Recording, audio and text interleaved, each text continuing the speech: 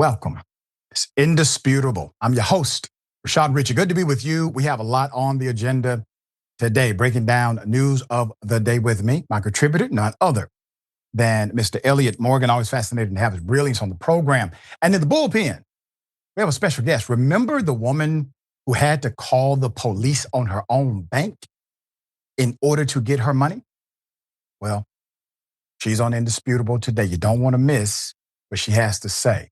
All right, top story of the day. Hell of a thing. House members, elected members of Congress are calling out a slush fund, taxpayer slush fund, used to cover up allegations of sexual misconduct by members of the United States Congress. Hell of a story. Put it up for the ass. So House members are calling out this slush fund used to keep staffers quiet. Anna Paulina Luna, in an angry Twitter rant, exposed that Congress has a slush fund to pay off victims of sexual harassment at Capitol Hill. This is all coming in response to Tony Gonzalez's release of text messages or text to his aides who unalived herself. We covered that story on Indisputable. We also covered the slush fund story a couple of years ago on Indisputable when it was echoed then. Now you have smoke and a gun, okay? All right, here it is. So Luna said, quote, "Congressional ethics is a joke. They have so much dirt on members of Congress, and they do nothing. There's more. There is even a slush fund they use to pay people off with your tax dollars. This is part of why the system is so broken. They're sitting on reports, and if someone steps out of line, isn't it ironic how they leak them, threaten to leak them, or time it for right after Election Day?" She continued, quote, "As you can see, there is a serious problem up here, largely surrounding sexual misconduct. It pisses me off because while some of us are actually working and busting our ass, these clowns are sexually harassing their own staff, doing illegal insider trading, etc. It sets a terrible precedent for the entire institution. I would kick every single one of you out if I could, but I can't because the votes aren't there. The one thing I can do is call it out on here so people know and push to ensure there is no insider trading for any of you. Stop being predatory freaks and get out of office. You do not belong here. This behavior is reprehensible and a poor reflection on the Republican Party. And I will not tolerate this type of moral rot in my own party, nor should the American people." Now, Lauren Boebert, ironically, is fed up as well. Here it is. "I am supportive of releasing the Congressional hush money slush fund. There's been tens of millions of dollars that have been paid out over the years here in Congress to keep Hill staffers quiet about alleged sexual misconduct and other forms of mistreatment in the office. We have high standards. We agree to these standards. We promise hundreds of thousands of people that we are leaders of integrity, and it shouldn't be happening here." This is not their money. According to the allegation, they are sexually assaulting staff members. Less than 1%, sometimes those numbers vary, but a very small percentage of sexual assault crimes actually get reported. So the numbers they're giving us are significantly lower than what's actually happening. And then utilizing a slush fund. No such thing as a congressional slush fund. In order to have a slush fund, the money must belong to you. And it doesn't. It doesn't belong to the members of Congress. It belongs to us. So they can't have a slush fund. What they're doing is theft, thievery, deception, corruption, and all of the isms, racism, sexism, creates the gumbo that you see here, a horrible one. Nancy Mace is planning a House vote to expose sexual harassment reports of members of Congress. Republican Representative Nancy Mace plans to force a House vote next week on her resolution to release sexual misconduct and harassment reports involving members of Congress.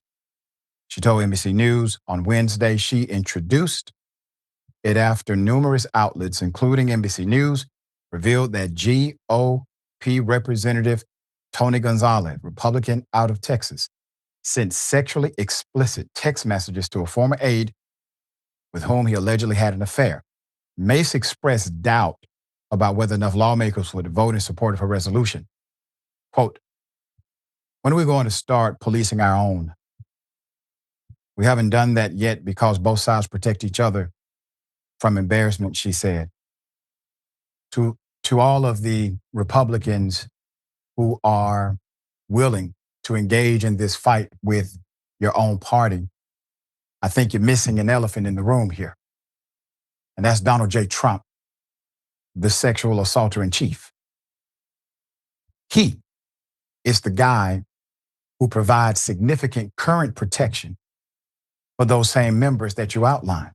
And if there's criminality, he's the guy who will likely pardon them and eliminate any true punishment, responsibility, or accountability. My point is this: don't talk and wax poetic about your colleagues, but you dismiss the man in the White House who supports sexual assault and has been found guilty of it in a court of law. All right, dear brother, thoughts here? Yeah, I mean, I am of two minds about this. On its face, it seems excellent. Anytime you have politicians calling out corruption, I think that's a great thing. But I am deeply suspicious of this particular cohort of people like Luna and Mace and Boebert, who I always forget exists the moment she exits, like whatever the screen is. And every time she pops up, I'm like, oh, you're still here. So it's great that they're doing this, but I do wonder how much of it is just political posturing. I also think a lot of this is indirectly, not directly, but indirectly the result of the Epstein files, because I think they are aware that their constituents right now have a kind of suspicious eye toward those in power and potential corruption. And I think they are playing into that. Whether that ends up being productive or not, I don't know. I hope it does. But I think this kind of issue requires massive reforms. And those types of massive reforms tend to not be favored by the Republican Party. So if they're into that kind of reform, then I hope they, no pun intended, put their money where their mouth is. Yeah, we shall see. Don't hold your breath on moral clarity while they fight each other, okay? All right. Well, remember the teacher in Georgia who was killed because of the lawlessness of ICE. We have an update. New details are emerging. Put it up full mass. This woman should be alive.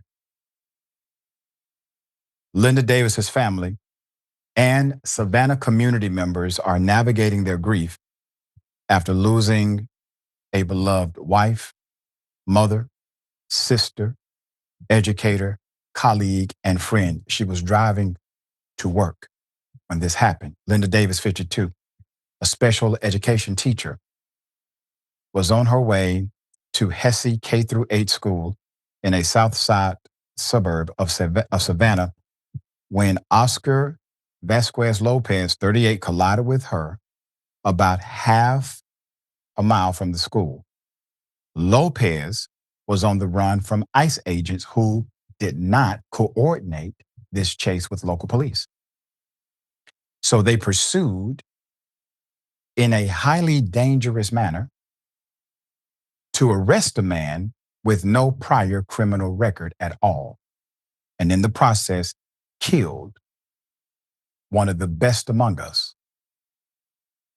There was a no chase order in the town. So let me explain that. When local law enforcement, when they agree to particular policies to de-escalate or to mitigate harm to the community, they may create a no chase policy. And the no chase policy doesn't mean no chase. It basically means if you have not witnessed some kind of egregious felony that places everybody else in danger because you just saw somebody kill someone and you got to get them, you got to go find them now. You got to chase them. Outside of that, a pretextual stop or maybe a headlight, whatever. If they're going to run, get the license plate, get the identifying information, let them go. We'll find them. We'll catch up with them. Get a helicopter on them. Call the neighboring jurisdiction if they're leaving the county. Because where are they going to hide? And it isn't worth the risk of killing human beings, teachers, etc., to chase somebody who you cannot establish committed a crime at all. So they got a no chase policy. ICE decided not to coordinate with local police, possibly because of the no chase policy that's already in play. There's more. Now information shows that there were actually 3 vehicles tailing Lopez. He was jailed on charges of vehicular homicide, reckless driving, and driving without a valid license. For nearly 18 years, Linda devoted her life to her students, to her families, and school community. She believed deeply that every person deserved dignity, encouragement, and opportunity. She did not just teach lessons. She mentored, uplifted, helped others see their potential. Her influence lives on in the countless lives she shaped. The community has reacted significantly. Her sister. The preventable, sudden, and violent loss of her presence and love has created a vacuum of compounded grief so vast it feels as though it fills the Mariana Trench. She goes on to say, although I am heartbroken and my pain runs deep, I also feel compassion for Oscar Vasquez Lopez and his family. Our lives are now inextricably intertwined and forever altered. I pray for comfort and support for him and his loved ones. My hope for Mr. Vasquez Lopez is one of dignity, respect, and due process under the law, as he too is made in God's image. Man, the amount of authentic humanity that this sister has inside of her, to be able to talk in such a loving and dignified way to respect the dignity in another person who contributed to the death of their sister, of her own sister, because she understands cause and effect. She understands that the man who they are charging isn't the actual killer. The people who are charging him, they are the actual killers. At home, while raising her own children, she has 4, and serving as guardian to another, Linda filled her house with laughter and music. She had the most beautiful soprano voice of all 4 sisters. Linda was undeniably the best singer, and she played the piano, the sister says. She and her children sang Disney musicals and show tunes for hours, not casually, not quietly, but gleefully, joyfully, at the tops of their lungs, for hours. That was Linda, fully alive, engaged, and loving. That is from Felicia Jackson. Jill Jordan Sider said, quote, if the chase was not ensued, this would not have happened. Tears for the family, wrote Savannah Alderwoman Alicia Miller Blakely, WABC reported. The Hesse School's principal, Alana McMullen, mourned her death in a statement to PBS. Quote, it was extremely difficult to tell 5- and 6-year-olds that the teacher they loved and cherished would not be returning to see them, McMullen said. Quote, to see the looks on their faces, it broke my heart. Students in Davis, 2 special education classes drew pictures of her to help deal with the news of her death, she said. This happened once again in the state of Georgia. In the state of Georgia, we have 2 prolific senators that happen to be remarkable allies, dear friends and brothers. They made statements as well. Senator John Ossoff said, and I quote, I'm heartbroken by this appalling tragedy and send my deepest condolences to Dr. Linda Davis's family and to the Savannah Chapman Public Schools. Dr. Davis was a beloved educator, and I joined the entire community in deep sorrow. I have spoken with City of Savannah and Chatham County leaders to convey my support for their efforts to strengthen public safety and improve communication with federal agencies. Senator Reverend Dr. Raphael Warnock, his statement, last night I prayed with Dr. Linda Murray Davis's sister and shared my deep condolences with her and her family. My heart breaks for these K-8. For this K-8 school, the Savannah community, and all who knew and loved her. I will continue to stand alongside Linda's family as they seek answers about how they found themselves at the corner of this tragedy. Now, protests have started in Savannah, Georgia, as the community continues to mourn the loss of Dr. Linda Davis. Residents gathered at Forsyth Park to protest ICE's involvement in Savannah and Chatham County, calling for the agency to be abolished. The demonstration was organized by the Party for Socialism and Liberation. Protesters chanted justice for Linda Davis and power to the people. No one is illegal during the event. Before I go to the GoFundMe, I want to remind everyone, including our beloved senators of Georgia, stay on point, stay on message. The message is to abolish this ridiculous outfit that has become a shell of what it possibly formerly represented. Abolish ICE. This is what the people are telling you, the people who elected you. Abolish ICE. That's the message. And then you hold the people accountable who do not have immunity from murder. They don't. That's not a qualified immunity. Abolish ICE and engage in the fair treatment of the people who gave you something sacred, and it's called their vote. I love you, Reverend Warnock. Been knowing you for decades, brother. And I know your faith is authentic. Faith without works is dead. It's dead, brother. We can pray, but we have to do. We have to move. Senator Ossoff, I know you sharing the sentiment. You talk to Chatham County.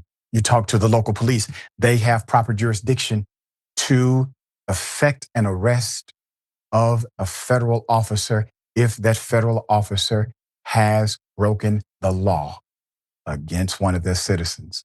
U.S. Supreme Court has upheld this multiple times. You have tools at your disposal, is my point. I would prefer not to have to say this. I really would. But it has to be said, and it has to be said loudly and continually until it is done. Because most politicians and elected leaders don't know or want you to know that you still have power. All right? There's a GoFundMe. If you can support, I highly encourage that you do so. Obviously, this was something that nobody in her family could have seen coming. The woman was driving to school. At home, Linda was the foundation of our family, it reads. She worked tirelessly to create stability, opportunity, and future. A future full of possibility for us. Her absence is devastating, both emotionally and practically. And we are now navigating a season we are not prepared to face. This fund has been established to replace Linda's lost income and provide financial stability. Contributions will help our families sustain their household, meet daily needs, and have the time and space to grieve without immediate financial pressure. Just being able to have food in the house and you don't have to cook it. Something that small is a lifesaver for them right now. So do the best you can. All right, dear brother, thoughts here.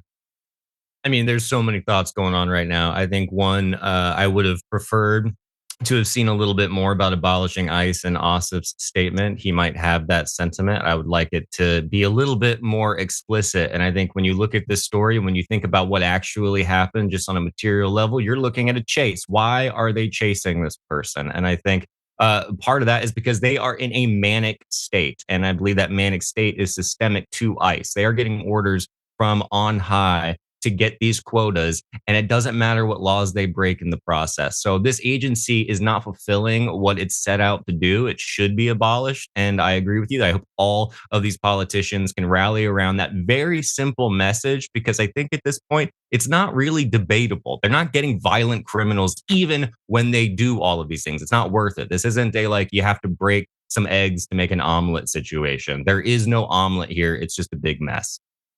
Well said. And I always have to remind people, because it helps me to remind myself, there is no stronger force than love. There is no stronger force than love. Love for self, love for community, love for fairness, love for the kind of earth your children, our children will inherit. That's love. That's it. We're just asking. We're just asking for those who are elected officials to show love for the people who put you there. That's it. All right. We're going to bring updates as they develop. We got more on the other side. Indisputable, stick and stay.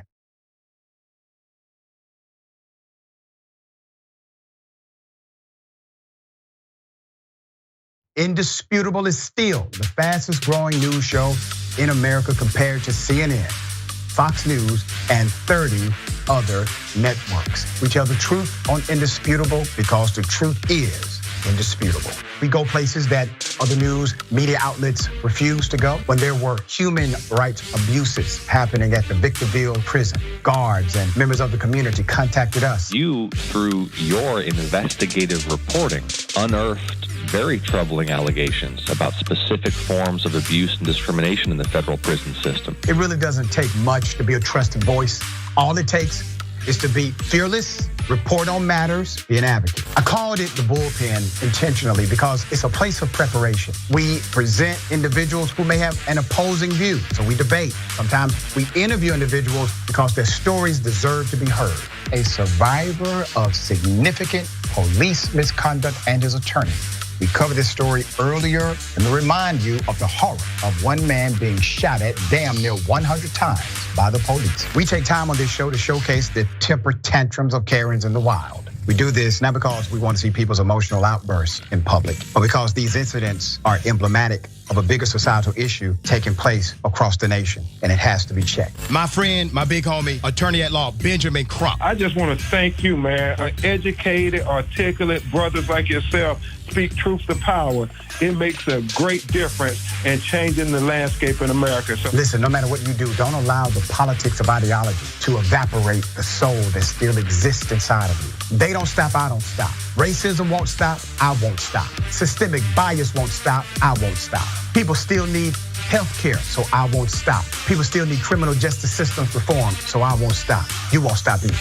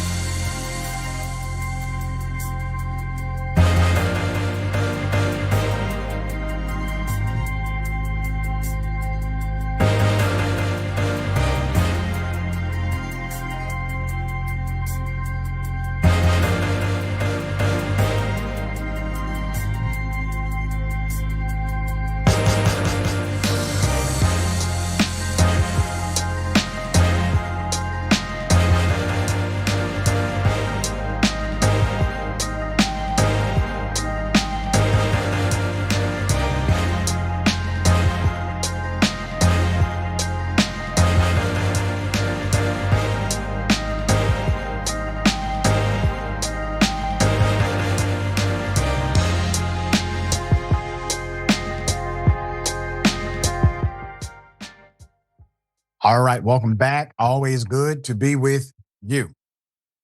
We got an announcement to make, and the announcement is, well, a celebration of you, celebration of my staff, a celebration of those who care about truth.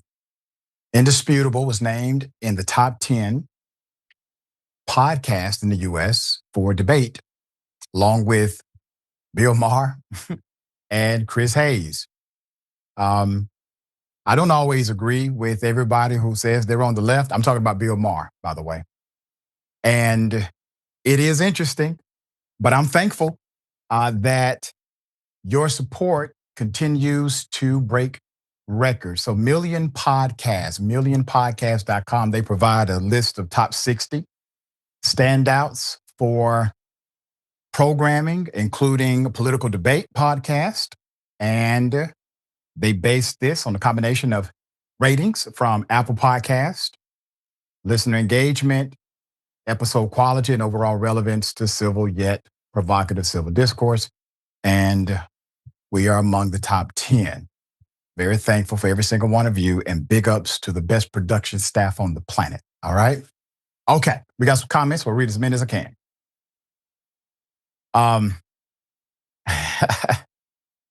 I love this. All right, Christina Lisa Brown says, Elliott is wonderful, and I love his sweater. That's right. He has a lot of those sweaters, by the way. They're remarkable. Thank my wife. There you go.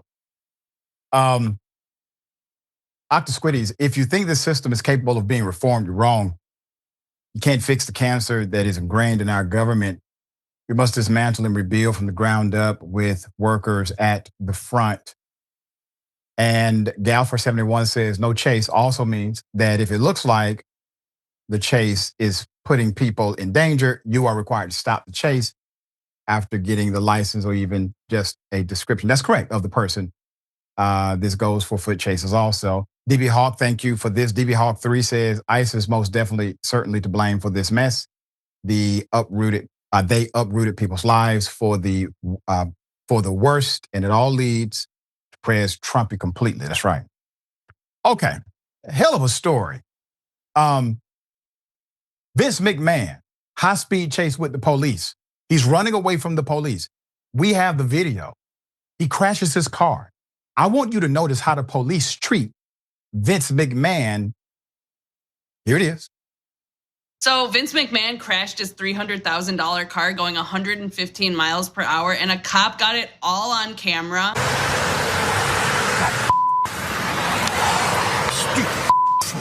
I don't know if you could understand what he was saying, but he was saying, I'm such an effing fool, and we know that's right. Now, this footage is unbelievable. So this all happened in July, but the footage just came out, and guess what? It's from an actual cop car that had its lights on and was chasing him down the street when he was going over 100 miles per hour, and look how they treat him. You need an ambulance? No, I don't. All right.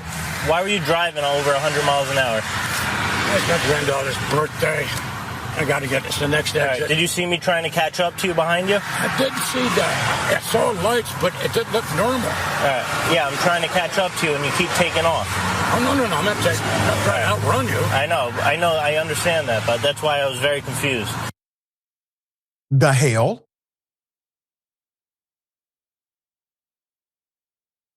This man was running away from the police in a car that could outrun the police. He only got caught because he crashed his car, putting many lives in danger in the process.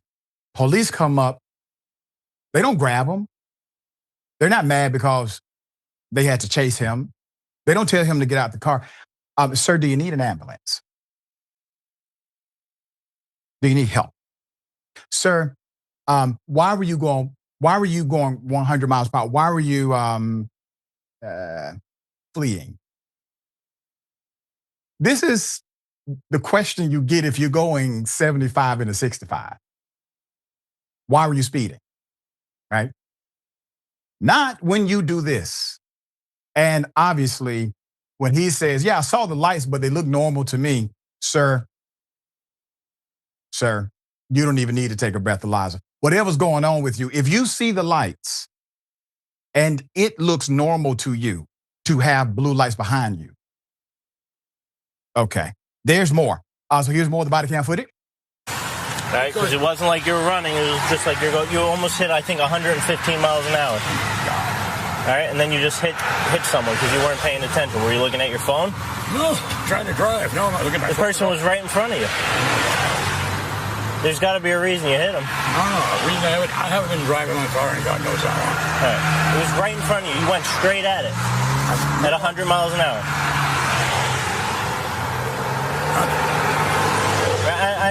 I'm just making sure you're not having a medical condition or anything. I don't think Do you need an ambulance? No, fuck, I don't think so.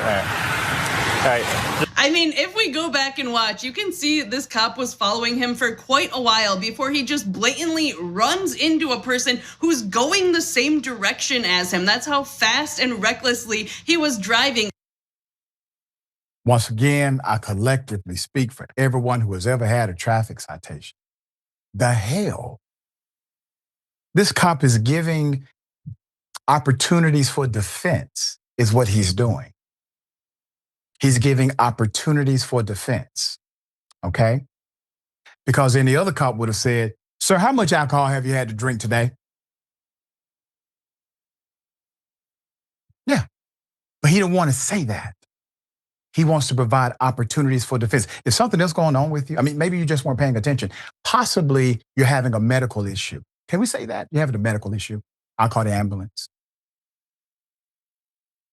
Now, here's how the traffic stop ended. And they handle him with such nice, kind little kid gloves. Mr. McMahon, how you doing? Hi, I'm the investigating trooper, okay? So, how you doing? I know who you are.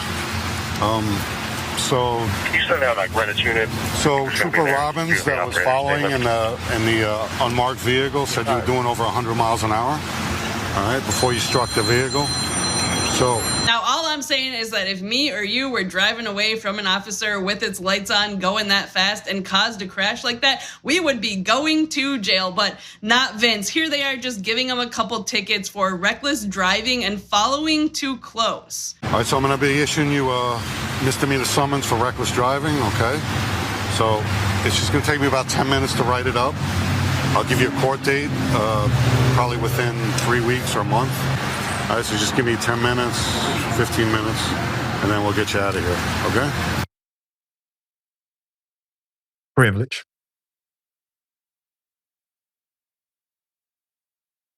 Did he shake that man? Did he shake the cop's hand? Did he shake the officer's hand after committing what would have been deemed multiple felonies if anyone else would have done that? Yeah. Shook his hand.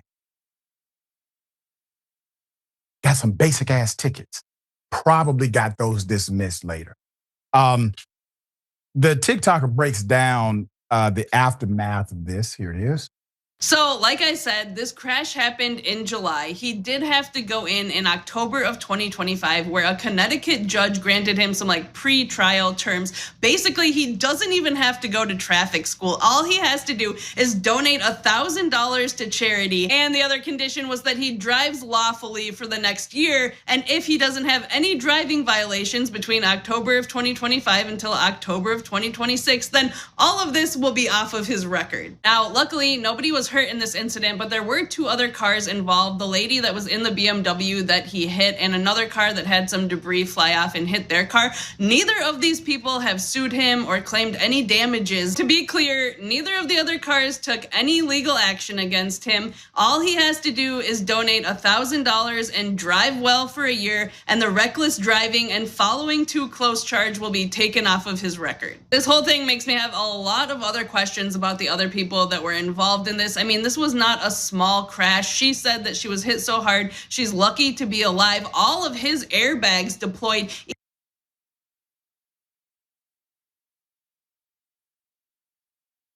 Yeah.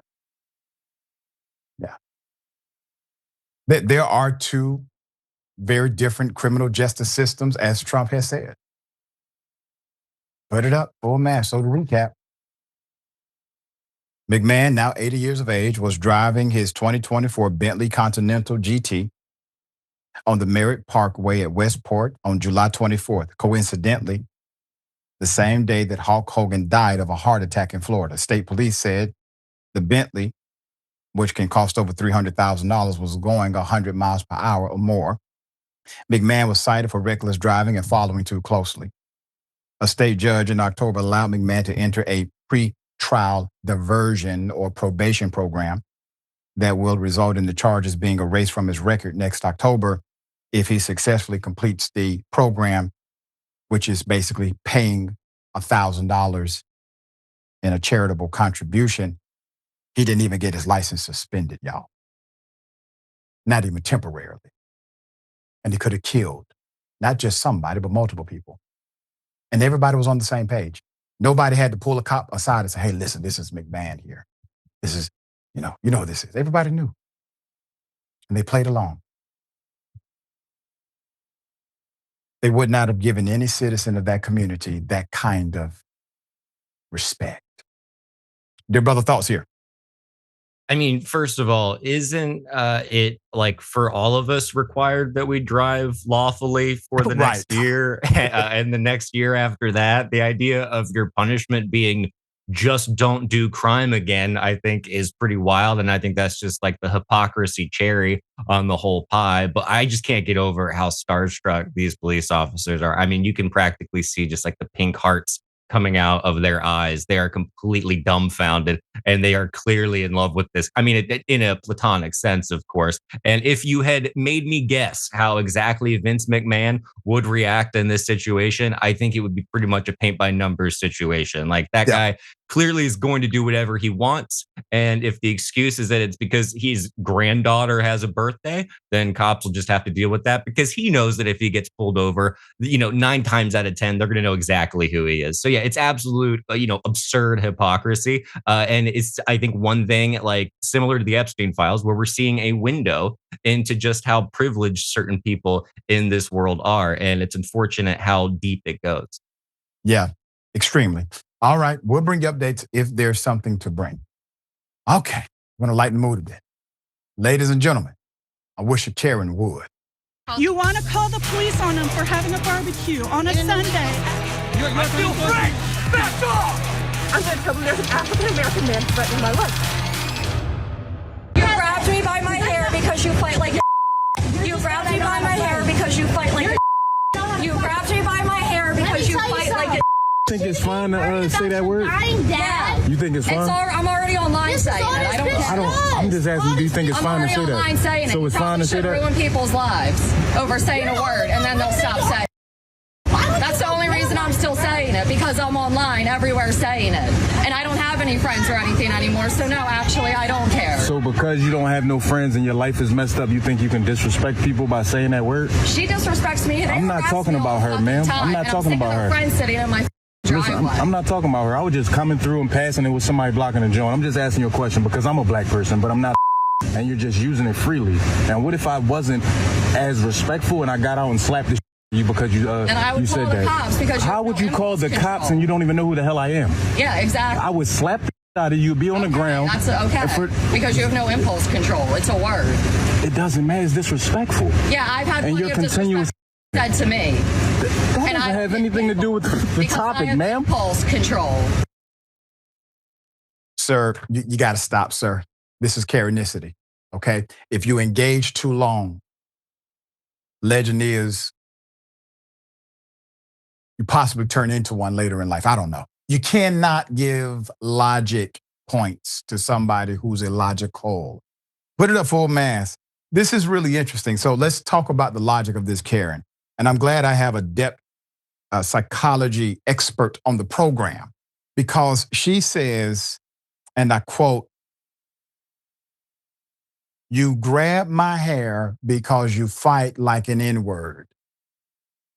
You grab my hair because you fight like an N-word." So I'm going to deduce that she got her ass kicked, all right?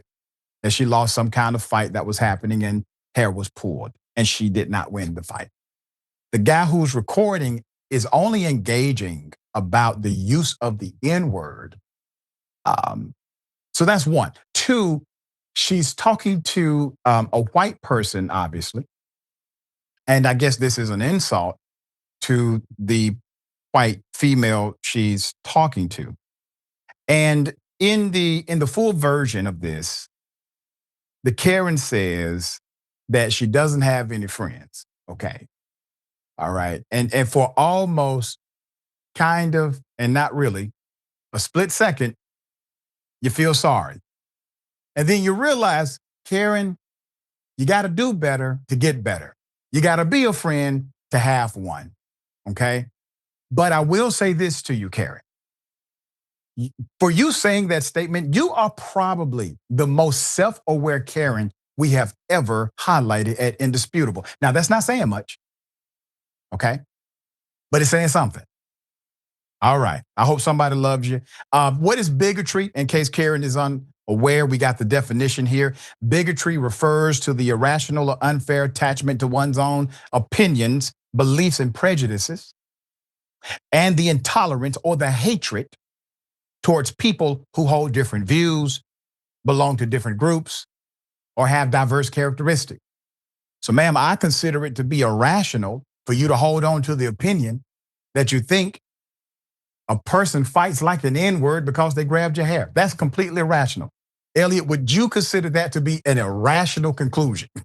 Yes, Dr. Ritchie, I would absolutely consider that to be an irrational conclusion. I also would think a rational conclusion is for that guy to absolutely step away because he is essentially in the position of a bomb squad in that moment. He is dealing with levels of Karen that scientists have yet to discover. But I also think, I mean, in terms of depth psychology, there is the idea of the complex, and everybody has complexes for various reasons. You can have a personal complex where you get, into a fight and then you develop this sort of like shell around it, this defensive sort of posture. But there's also theorists who've come up with the idea of cultural complexes, where something can happen to you and you instead develop this defensiveness around an entire group of people. And that doesn't necessarily need to be directed at that group of people. So I think what might be happening here is she was clearly activated. She clearly has a lot going on. She doesn't have any friends. I think that might be a cause and effect thing. I think there might be a reason she doesn't have any friends that we kind of see in the video. But this, I think, it speaks to her entering into this fantasy that there is an entire group of people that is to blame for her personal problems. And it's sad for a second, and then it becomes kind of enraging, and then ultimately a little silly. Yeah, she said he had no impulse control. Yeah.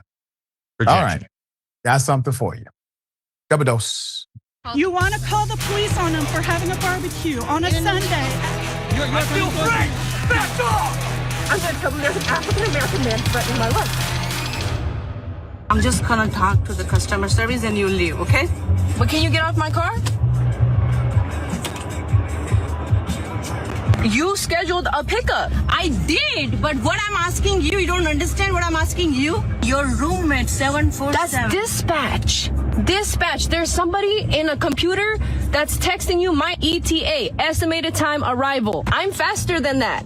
I get my job done faster than that. What is your name? I already told you my name. They should tell you. Your messages came from Check your email. We believe You're literally treating me like I'm somebody that's coming to steal your package. You came outside and you confirmed it. You confirmed it with me. This is not DoorDash. It's not DoorDash. It doesn't work the same. I just wanted to confirm you picked up. You ran after my car and you held onto my door. Yeah, because I don't trust you. You're the same person. That's why I What the hell? 1, 2, 3 packages, all these packages to go, and you think I'm gonna waste my time? I have to go. I have kids. I have kids to pick up at 2:50. We really should pay those who deliver packages way more money. Put it up for them, ass. Let me give you the background to this story. So a Karen allegedly falsely accuses a black delivery driver of stealing packages. The delivery driver who posted the video gave us some more information in the caption, and it gets worse. Return Mates is a third-party delivery service that provides pickups for returns from Nordstrom. Customers schedule a pickup and are directed to leave packages outside for pickup. Simple. Usually by the door or on the porch.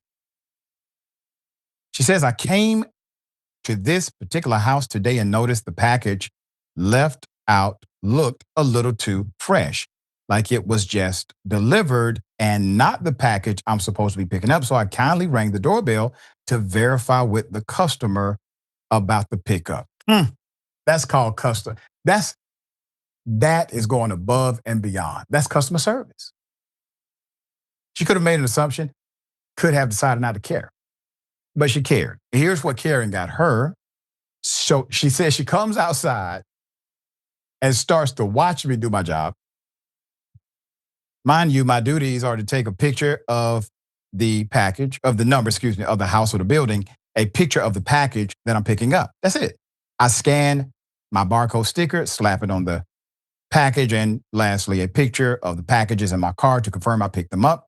I don't ever send the customer a personalized text message with pictures confirming any pickups. I believe they get an email from the company once everything has been processed. She's trying to tell you she doesn't have any additional obligation other than these simple things, okay? But she's doing more in order to not ruin the day of somebody else. There's more. This lady came outside and straight profiled me, he says.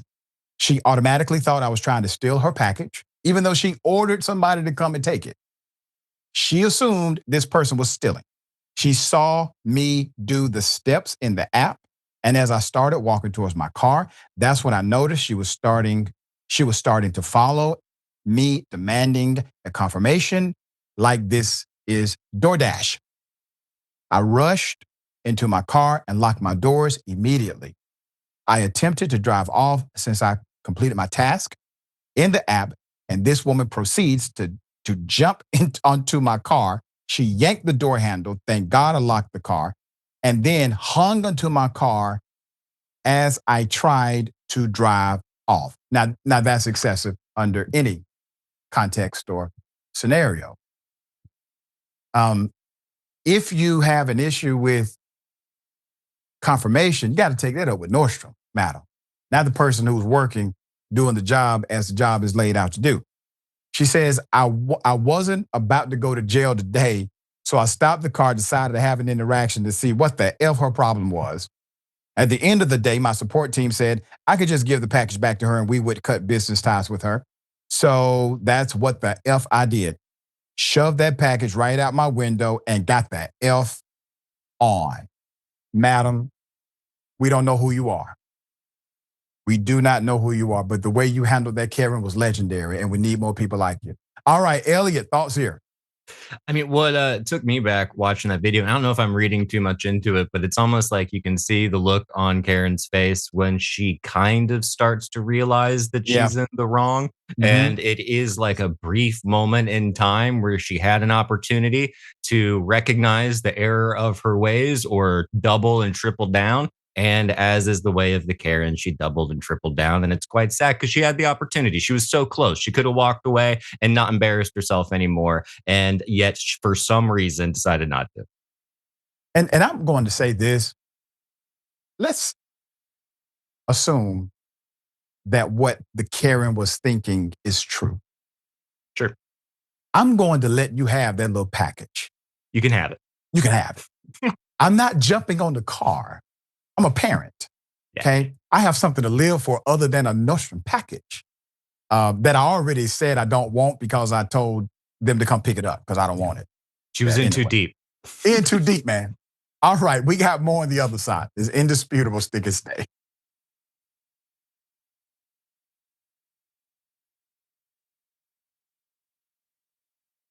Indisputable is still the fastest growing news show in America compared to CNN, Fox News, and 30 other networks. We tell the truth on Indisputable because the truth is indisputable. We go places that other news media outlets refuse to go. When there were human rights abuses happening at the Victorville prison, guards and members of the community contacted us. You, through your investigative reporting, unearthed very troubling allegations about specific forms of abuse and discrimination in the federal prison system. It really doesn't take much to be a trusted voice. All it takes is to be fearless, report on matters, be an advocate. I called it the bullpen intentionally because it's a place of preparation. We present individuals who may have an opposing view, so we debate. Sometimes we interview individuals because their stories deserve to be heard. A survivor of significant police misconduct and his attorney. We covered this story earlier and to remind you of the horror of one man being shot at damn near 100 times by the police. We take time on this show to showcase the temper tantrums of Karens in the wild. We do this not because we want to see people's emotional outbursts in public, but because these incidents are emblematic of a bigger societal issue taking place across the nation, and it has to be checked. My friend, my big homie, attorney at law, Benjamin Crump. I just want to thank you, man. Educated, articulate brothers like yourself speak truth to power. It makes a great difference in changing the landscape in America. So listen, no matter what you do, don't allow the politics of ideology to evaporate the soul that still exists inside of you. They don't stop, I don't stop. Racism won't stop, I won't stop. Systemic bias won't stop, I won't stop. People still need health care, so I won't stop. People still need criminal justice systems reform, so I won't stop. You won't stop either.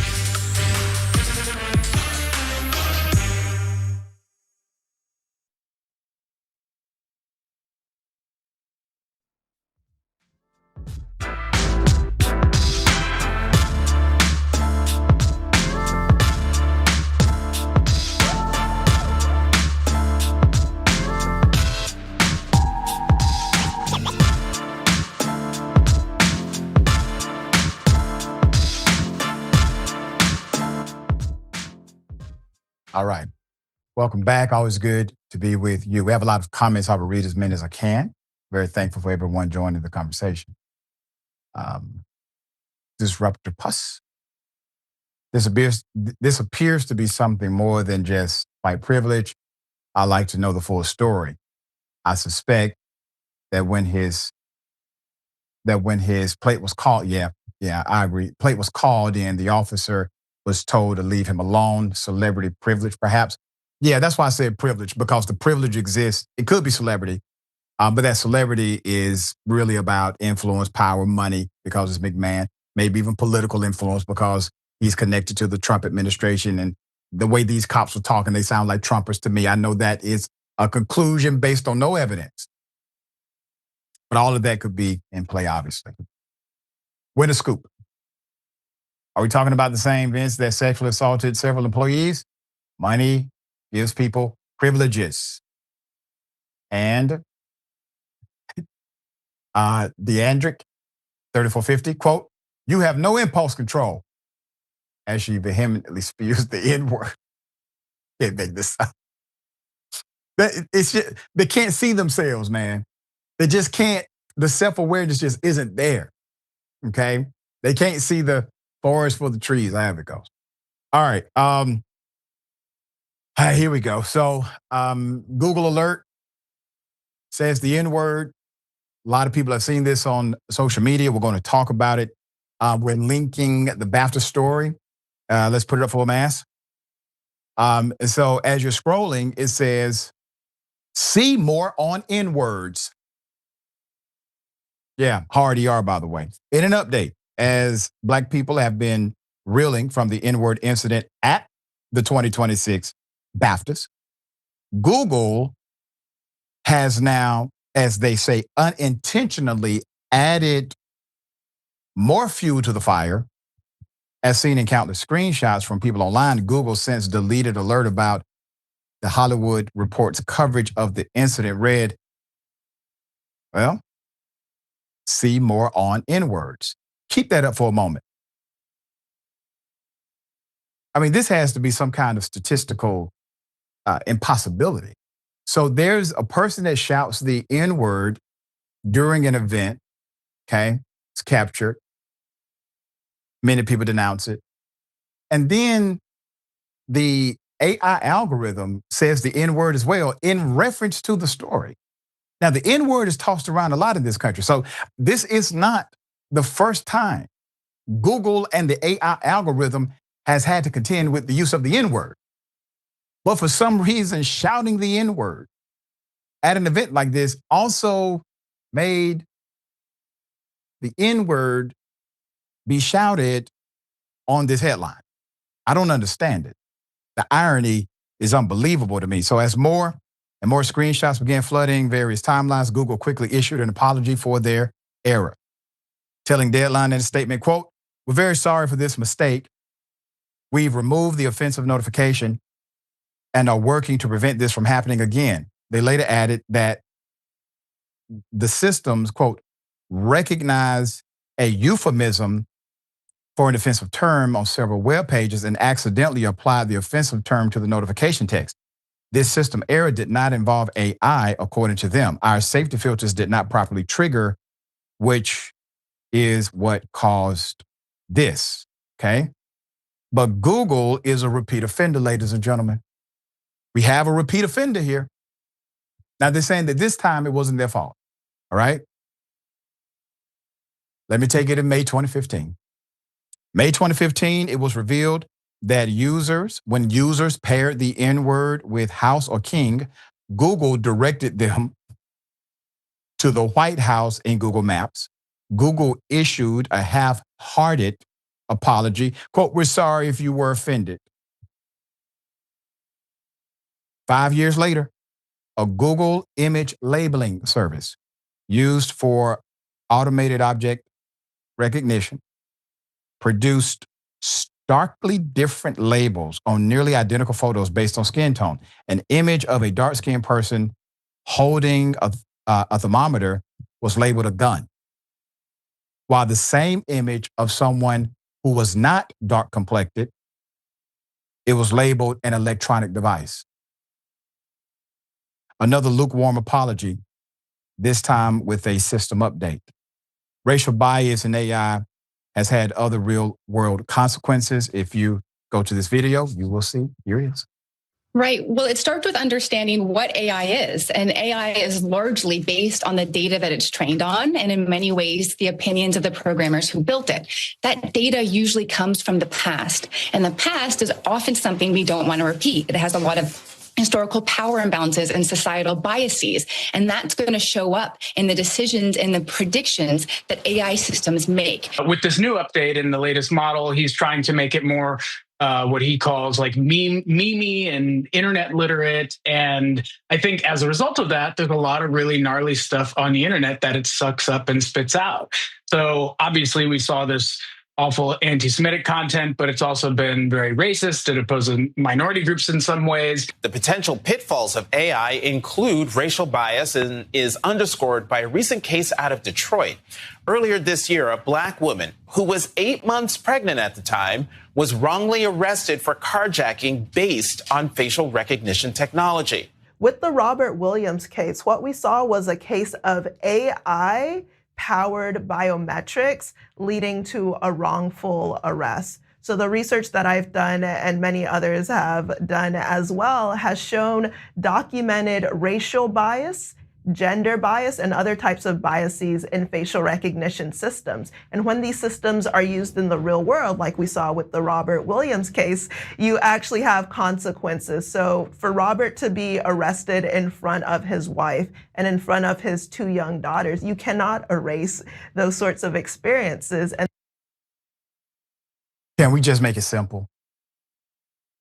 Many versions of AI are expressions of the racist individuals who program them or engage in the system technology. And the learning models are learning based on the available information. And yes, because it is contextualized in a country that is racist and engages in active, open, publicly supported at times, racism. It accepts that as a model truth. There is no coincidence that the same expressed bigotry of a racist white male somehow has figured out how to jump into the algorithm of an AI system. It's no coincidence. It's an expression because AI is a program model. And the learning systems are learning what we actually are based on the content that's available. AI is telling you you're in a racist country. It's a reflection. All right, dear brother, thoughts?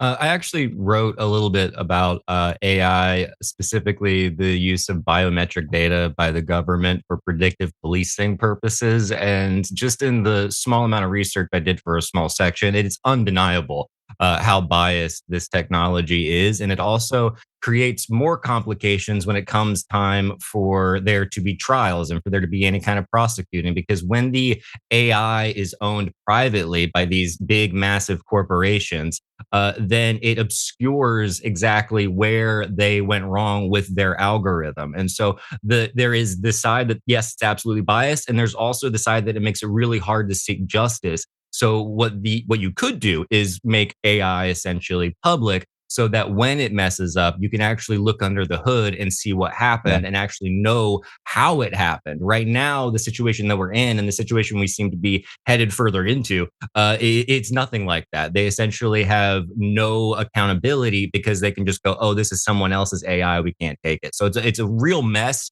And I think it's only going to get messier as time goes on. Yeah, if we do not have the proper controls in place, like you said, make it transparent, make it public, you possibly have an opportunity to mitigate the adverse outcome. All right, we got more on the other side. Indisputable, stick and stay.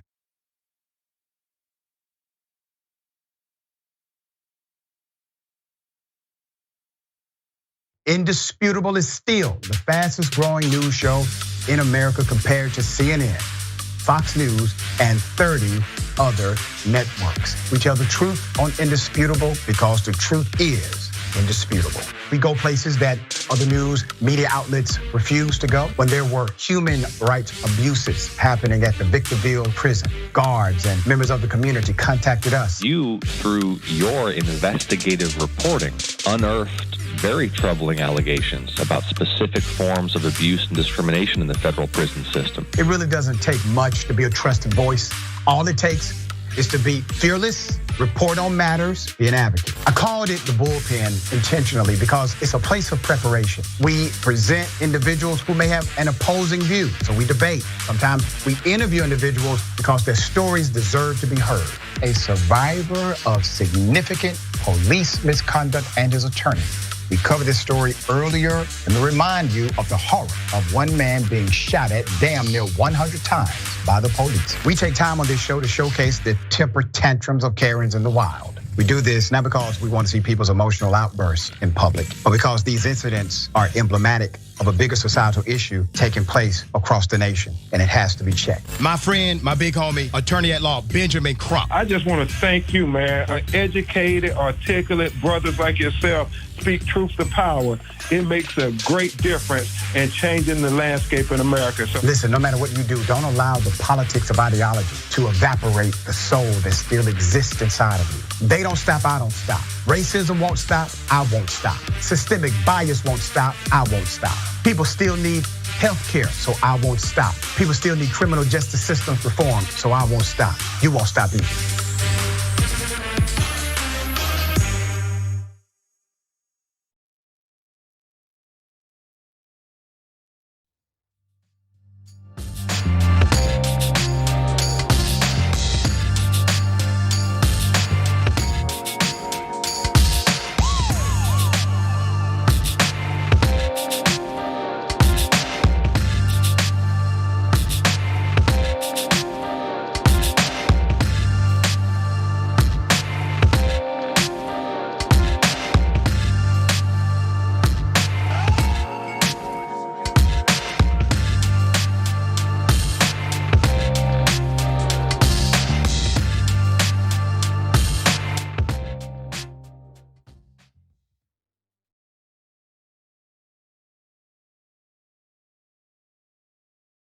All right, welcome back. What if I told you that a white teenager who made a black child drink his urine gets paid, the white child gets paid over $3 million? Put it up full mass. A jury ordered a black mother and her attorney to pay $3.2 million to one of the teenagers they accused of racially motivated bullying towards her son. A Texas jury found that Summer Smith on the right and attorney Kim Cole intentionally caused emotional distress and publicized the private information of now 19-year-old Asher Van on the left.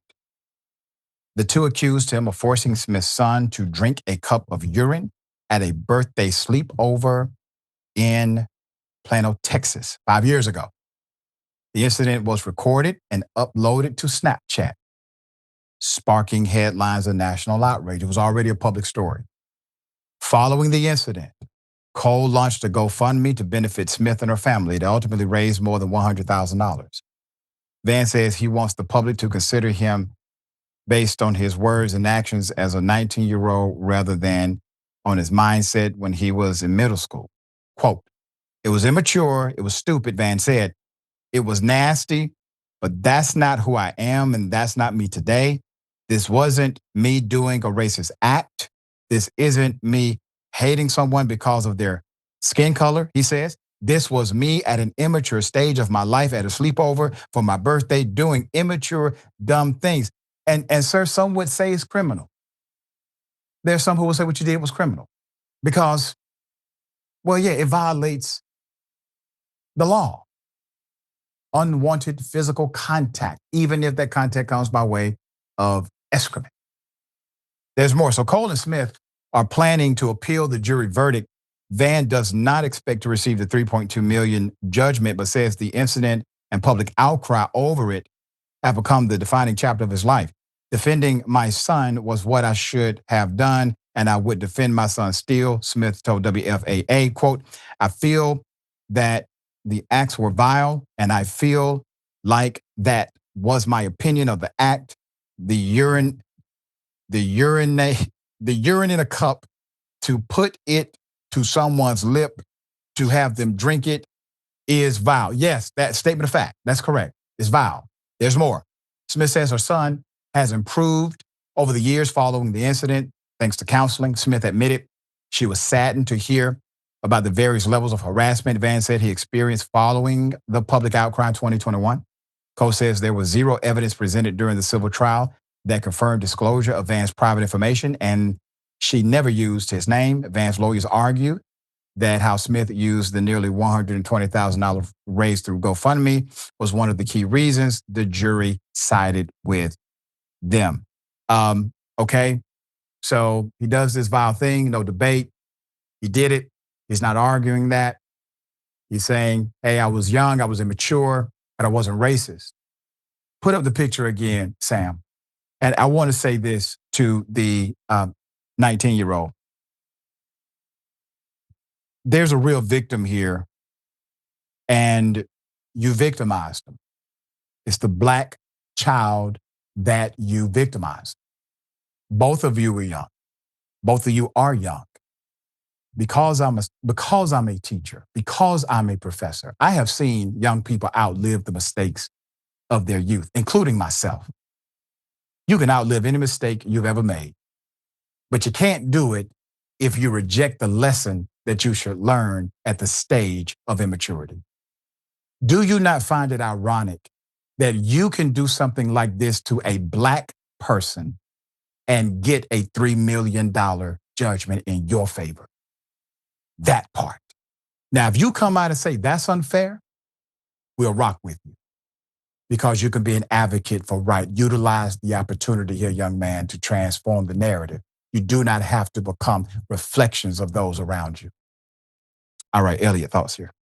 I mean, yeah, he lost me when he said actually it wasn't a racist act. I could have maybe understood a little bit if it had been like I didn't understand at the time what I was doing, but it still didn't sound like he was taking any kind of actual responsibility for the actions. Also, I remember going to sleepovers in middle school. At no point did any of me and my friends go, should we drink some urine just for fun? So I don't know what he's doing just over there, but good luck to him and good luck to the person he victimized.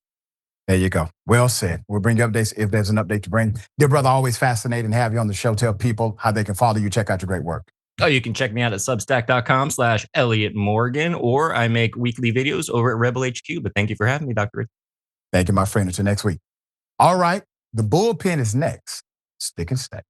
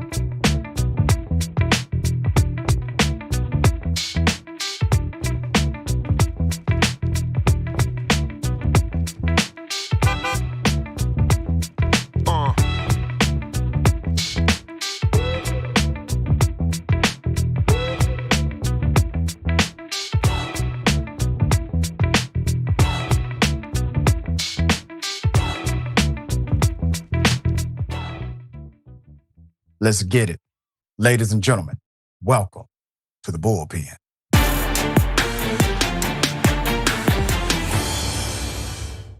Wells Fargo tried it with me, but they tried it with the wrong one. It's my bust down account because I actually use a credit union. But in this account, it had a little bit of money in there, and I have my mom as an authorized user, so I can give her a credit card. I went online to make a bank transfer. It wouldn't let me do it. So I called the bank, and they tell me there's been a fraud alert, even though there's been no fraud activity because I'm online looking and all the charges are justified. This account is strictly for my bills that go on autopilot. So there's nothing fraudulent about this account. They say it's fraud. They connect me to that department. They verify me. And do you know these people actually said, we need to speak to the authorized user? Excuse me? Why on earth do you need to speak to somebody who I only added to the account so they have a credit card? This person knows nothing about the account. So fine, I have my mom call back. Verified. The text to the number, all the things. And do you know they had the audacity to say, you need to visit the branch in person. So we let them know she physically cannot enter the branch.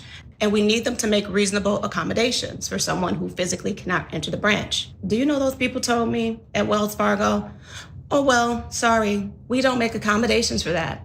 So there's a debit block on your account. Okay. So we wouldn't be able to do the cashier's check. I had to call the cops to come up here because they will not access my money. They won't give me my money. Every department, I even emailed the CEO yesterday. Now I'm here and they still won't release my money for this fraud. There's no fraud. Well, we have Ms. Ebony Brown on the program. Madam, you may be the first person in the history of the modern era who called the police on the bank for robbing you. Yes, I did. Right? You are a costume designer, very talented and obviously celebrity, stylist, creative director based in Los Angeles. Your client list is a who's who, including Kendrick Lamar, Nike, Travis Scott, Adidas, etc.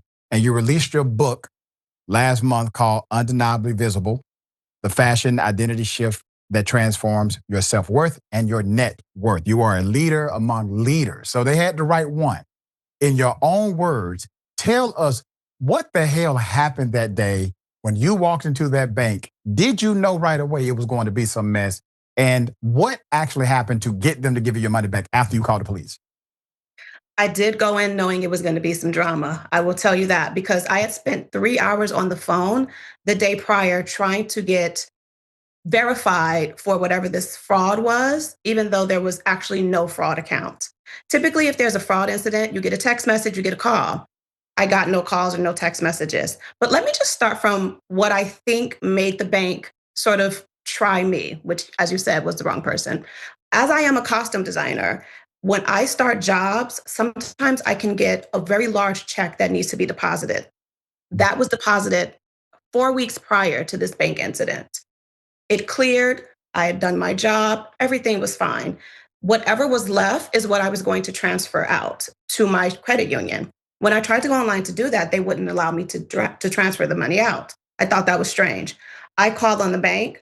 They verify me. They say everything is fine on your end, but we need to speak to your authorized user. That didn't make sense because the authorized user is just there to have access to funds when she needs it. She wouldn't have any information on the account. So my authorized user calls the bank, verified all the things. They still would not release the hold on my account saying, we both, including my authorized user, needs to go in person. That just didn't make sense. And when I asked for accommodations, they blatantly just said no.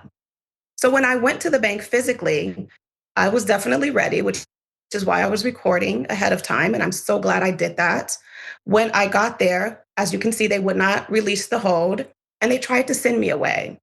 They did everything in their power to try to get me to actually leave the bank. That's when I knew something was fishy going on. I would not leave, obviously. I called 911 because I had to get ahead of the problem before they decided to call 911 on me. And it was not lost on me what happened to our dear sister, Wendy Williams, how they took control of her account because of whatever reason. I didn't want them to feel like, I'll be honest, where's this Black girl getting all this money from? and we need to figure this out. Because if you also notice in the video, when they started to ask me about the charges, all they asked about were Amazon purchases.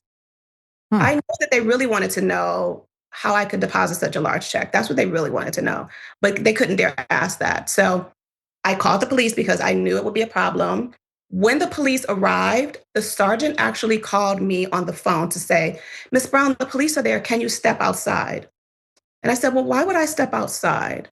I know what that was about." Once I stepped out, they would have called me for trespassing. They wouldn't have let me back in, and they were trying to start a problem.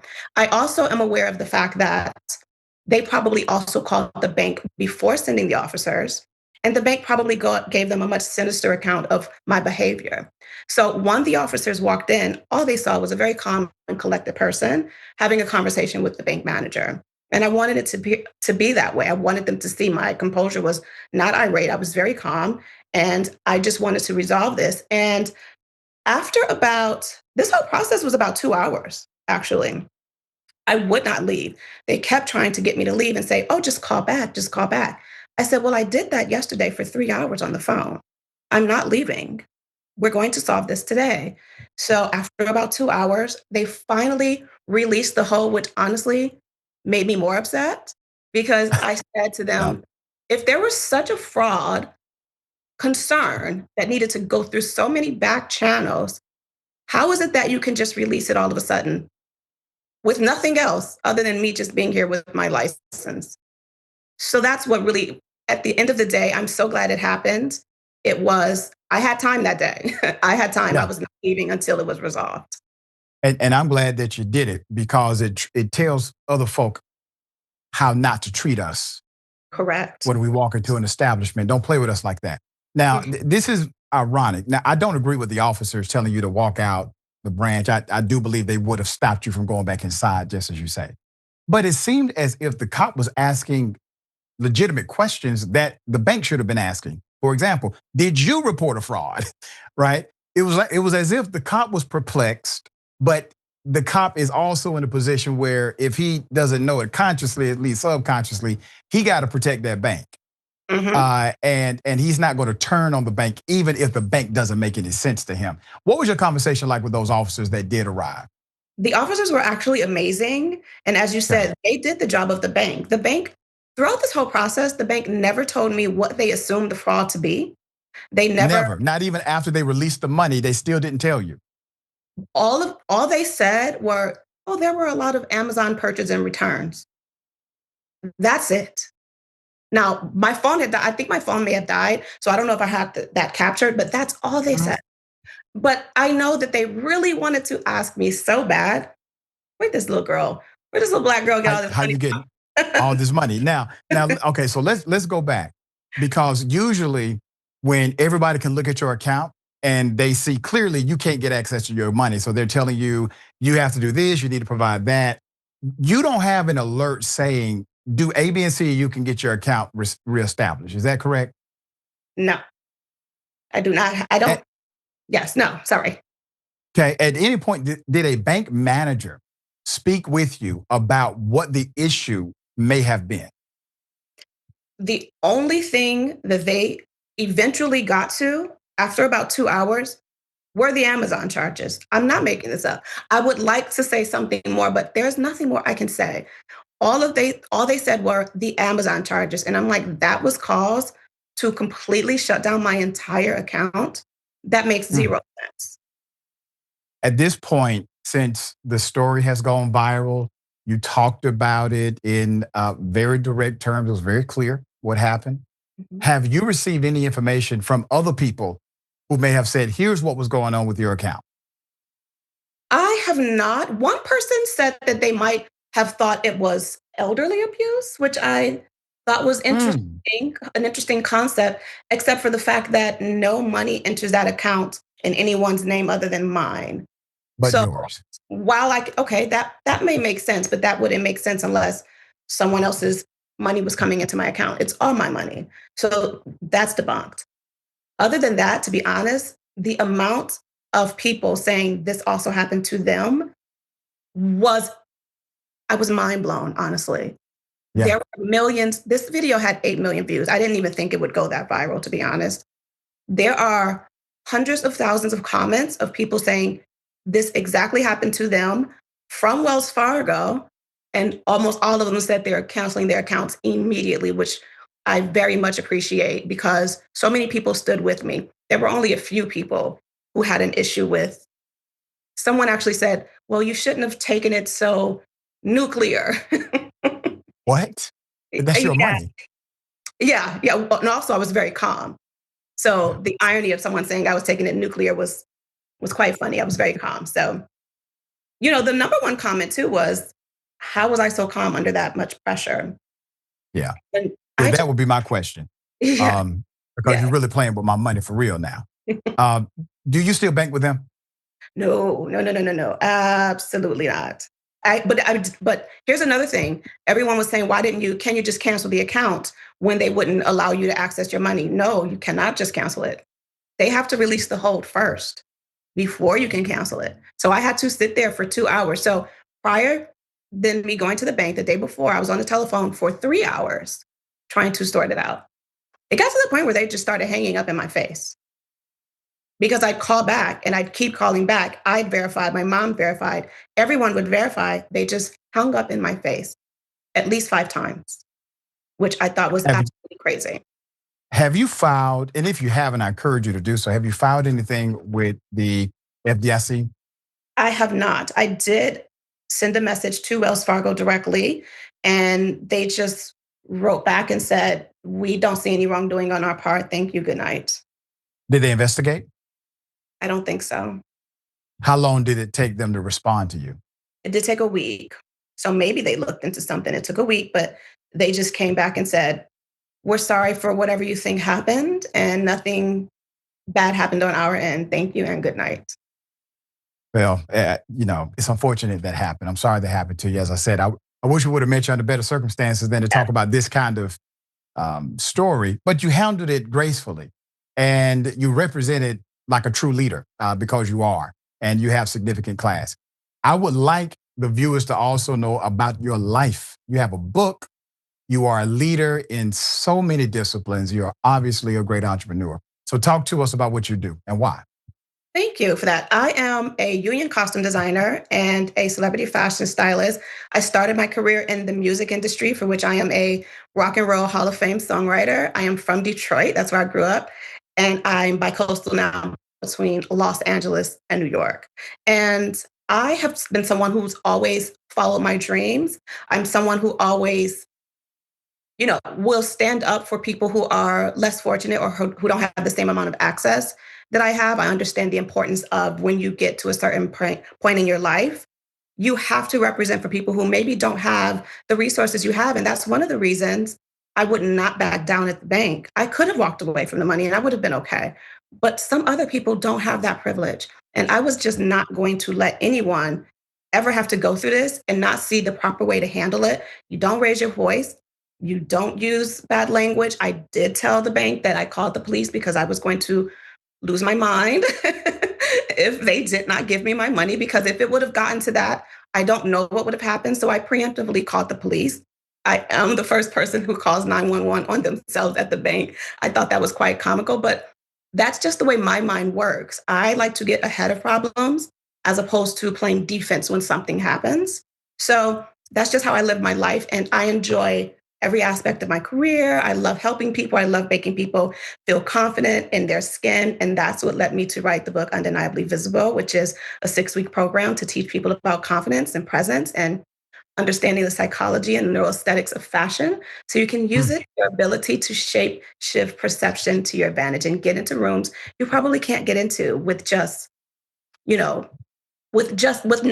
having the proper wardrobe. It's never about clothes and it's not a vanity issue. It's just about learning how to use the system that's typically unfair to us to our advantage. Well said. Where can we get the book? Amazon, and you can also get it from my website, ebonybrown.com. Dear sister, I appreciate you being a champion for people, being a champion for yourself. You can't love others if you don't love you. 1,000. And your capacity to love others is based on your capacity to love yourself. So I see you express love in the way You don't allow people to treat you any kind of manner, and in the way you give back. So we appreciate all you do. And thank you for giving us the insight and the virality of that video. And we wish you well. Hopefully you can come back to Indisputable. We can talk about something else. And we heard what you said about Don Lemon. Now, I love Don Lemon. Don Lemon, my brother. But when you told them folks that you called Don Lemon, I said, listen, Indisputable, we work weekdays, weekends. You call us too now. We'll be there for you. All right? Don don't have to get all the work. That's the funniest part of the story is because I have been in this business for a very long time, so I know some pretty powerful people. I do not know Don Lemon, which is why it was so funny that I said his name. That was the funniest part of the whole story to me. But yes, I did get the point. I will call you if something ever happens. But please, let's come on and talk about something more joyous next time. That's right. That's right. That's right. That's why I don't want the whole interview to be about that. All right? Thank you, dear sister, for all you do. Okay, thank you for having me. All right. Remember, take care of yourself. Take care of each other.